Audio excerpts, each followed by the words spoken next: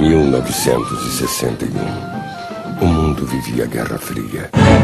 Explodir bombas atômicas era o meio de Estados Unidos e União Soviética mostrarem um ao outro sua força.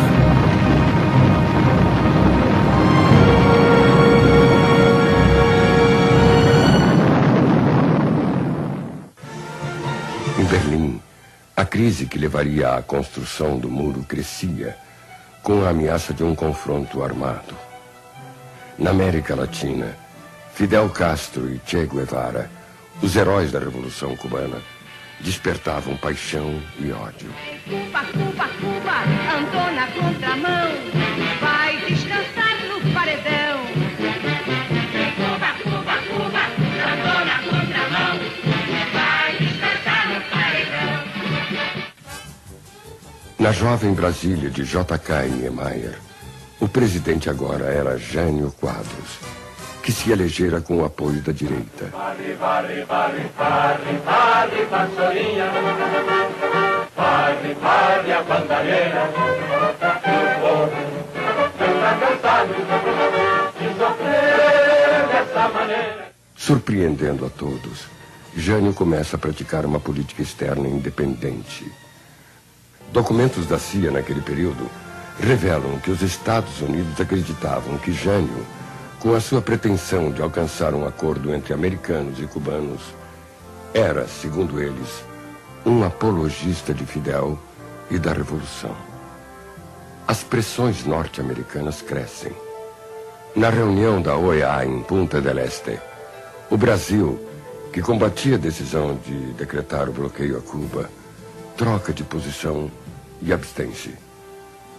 Na delegação brasileira, o jovem governador gaúcho Leonel Brizola não aceita o recuo e retorna ao Brasil. Somos contrários a qualquer ideia de intervenção em Cuba. No dia 18 de agosto, Jânio condecora Che Guevara com a Ordem do Cruzeiro do Sul, desencadeando forte reação da direita. Lacerda vai à TV e acusa Jânio de estar preparando um golpe. O governo praticava uma política exterior cor-de-rosa, da chamada linha do mais para lá do que para cá. Disse-me então o ministro da Justiça que já havia sondado 2 ministros militares e que restava um terceiro, e pediu-me que o sondasse. Na manhã seguinte, na saída do desfile do Dia do Soldado, Jânio toma a decisão que marcaria a história brasileira. Atenção, atenção.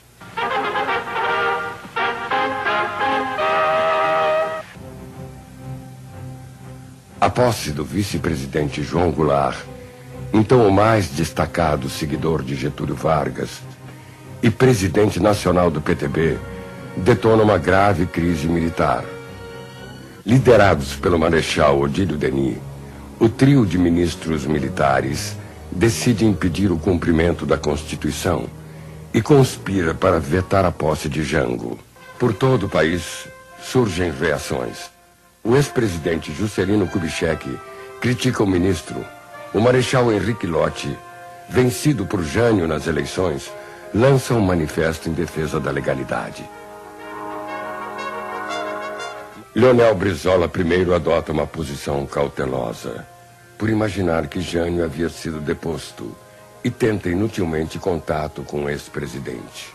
Nós, gaúchos, estávamos dispostos a acolher o presidente Jânio Quadros no Rio Grande, se a sua renúncia tivesse sido motivada por pressões. Brizola logo pressente que será preciso resistir com outras armas, além dos protestos, e ordena que a Brigada Militar Gaúcha tome posições para defender o Palácio Piratini. Com sacos de areia e coragem, Porto Alegre começa a preparar-se para resistir ao ataque dos golpistas. Avante, brasileiros de pé, unidos pela liberdade. O terceiro exército, sediado na capital gaúcha, vacila. E por ordem de Brasília, fecha as rádios que transmitiam um manifesto de lote. Brizola, percebendo que a resistência será silenciada, assume o controle da Rádio Guaíba, a única das emissoras que continuava no ar. A brigada toma posições para defender os transmissores, enquanto os microfones são levados para os porões do Palácio Piratini. É o início da cadeia da legalidade. Não desejamos a desordem, pois nós queremos a ordem jurídica e constitucional. Não desejamos o caos, não desejamos a luta. Nós queremos que reine a paz. Os momentos vão se tornando dramáticos. Uma coluna de tanques desce em direção ao Palácio Barricado. Radioamadores interceptam mensagens militares falando em bombardear Porto Alegre. Na base aérea de Canoas, os jatos Meteor são preparados, enquanto junto ao Guaíba, no telhado do palácio e nas torres inacabadas da Catedral Metropolitana, a brigada militar se prepara para enfrentá-los com armas leves e antiquadas. O escritor Oswaldo França Júnior, na época piloto de um dos jatos, recordou numa entrevista: a gente ia pulverizar o palácio. Ou seja, o armamento que vinha era para pulverizar o palácio mesmo. Colocar umas bombas, foguetes nos aviões, né? E ficamos esperando chegar a hora do dia amanhecer. A gente sabia que ia matar muita gente, porque é lógico, você para atacar um palácio, muitas bombas, muitos foguetes caem na periferia. Então muitas pessoas iam ser atingidas. O Brizola estava lá com a família, estava cercado de gente, estava muito armado, mas não adiantava o ataque do nosso tipo de avião, não adiantava. Podia ser que um ou outro avião caísse, mas isso não ia impedir o ataque e a destruição do palácio. Esse movimento de apoio, que é formado principalmente do sargento, fez o seguinte: eles fizeram uma atitude muito inteligente, que eles impediram a decolagem dos aviões. Como que impediram? Eles esvaziaram os pneus dos aviões, ou seja, então os aviões ficaram impedidos de decolar, na hora do ataque. Machado Lopes, comandante do 3º Exército, se vê diante de um impasse. O general Oromar Osório, comandante da 1ª Divisão de Tanques, já partira para o norte, disposto a enfrentar o golpe. Peri Bevilacqua, comandante de Santa Maria, ameaçava fazer o mesmo. Machado Lopes, isolado, então resolve ir a Brizola. Brizola ignora se o general vem apoiar a legalidade ou dar-lhe um ultimato. E prepara-se para um gesto desesperado. Aqui resistiremos até o fim. Podem atirar. Que decolem os jatos. Que atirem os armamentos que tiverem comprado à custa da fome e do sacrifício do povo. Joguem essas armas contra este povo. Estaremos aqui para morrer. Em resposta ao chamamento do governador, uma multidão vai se formar diante do Piratini. Ele deixa os microfones para reunir-se com o general, disposto a prendê-lo se recebesse um ultimato. Mas Machado Lopes veio trazer a adesão dos militares.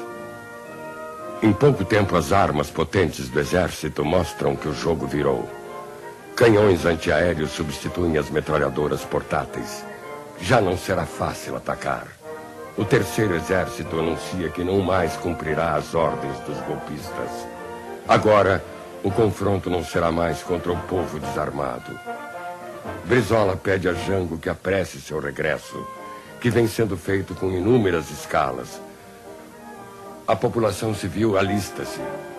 Voluntários recebem armas e os gaúchos piochados treinam para o combate. Mas a legalidade está sendo traída. Na madrugada de sexta-feira, uma semana após a renúncia, o Congresso vota às pressas uma emenda parlamentarista, retirando os poderes da presidência. Tancredo Neves, líder do PSD, vai encontrar-se com Jango em Montevidéu e pressiona o presidente a aceitar o golpe parlamentar, sob o argumento de que, do contrário, correria sangue. Jango, um homem pacífico, abate-se com o quadro que Tancredo descreve. Naquela noite chega a Porto Alegre, saudado por Brizola e pelo povo, mas, estranhamente, chega calado. Depois de saudar a multidão, Jango revela a Brizola que havia aceito o parlamentarismo. O governador argumenta que o dispositivo golpista havia ruído e que agora as tropas legalistas tinham força para subir o país, apoiadas pelo povo, garantindo o cumprimento da Constituição que o Congresso violara. Inutilmente, Jango não iria defender o poder à custa de um confronto. Algumas escaramuças ainda ocorreriam.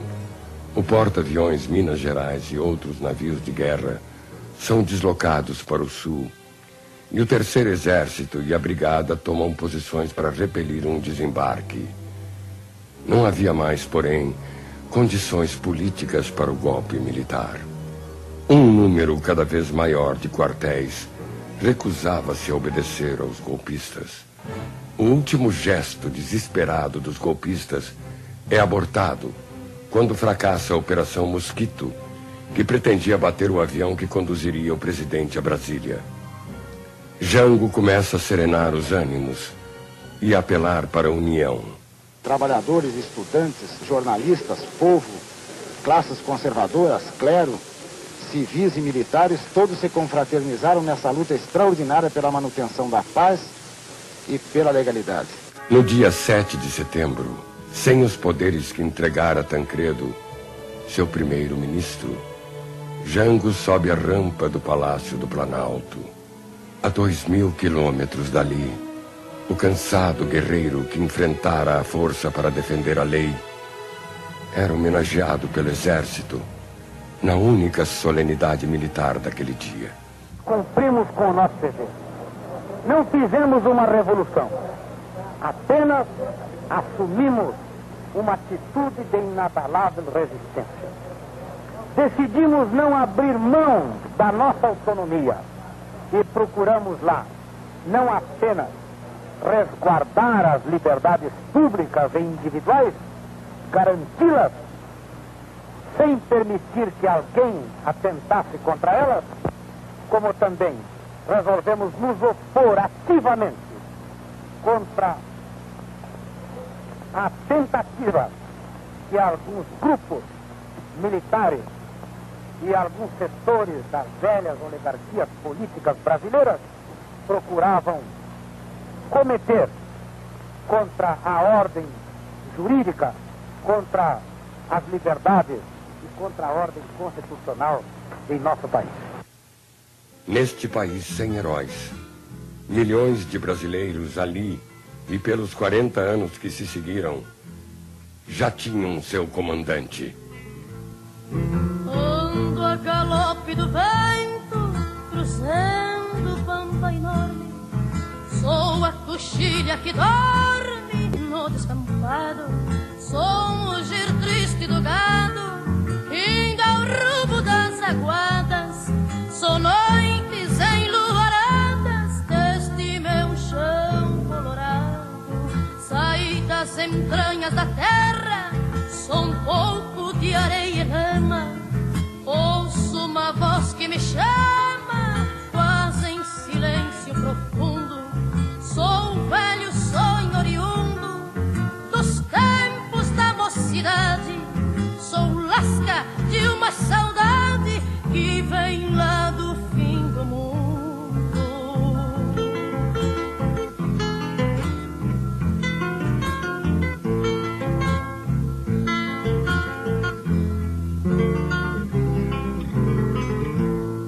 Sou a alma perdida que habita o silêncio das taperas, sou cantoria dos quais